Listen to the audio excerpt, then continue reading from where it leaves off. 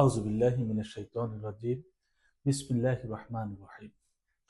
আমি অ্যাডভোকেট এসে আল আমিন, supreme court of Bangladesh high court division. আজকের আলোচনার বিষয় ইজারা দলিল। Lease did.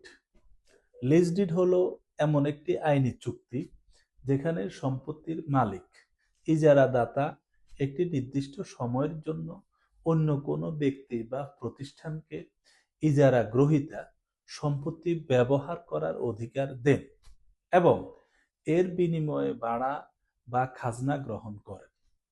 এই দলিলের মাধ্যমে ইজারা গ্রহীতার অধিকার ও দায়িত্ব এবং সম্পত্তির মালিকের শর্তাবলী স্পষ্টভাবে লিখিত থাকে, যা উভয় পক্ষকে আইনি সুরক্ষা দেয়।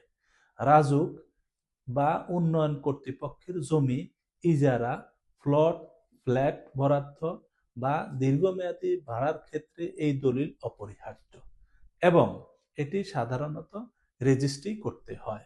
ধন্যবাদ।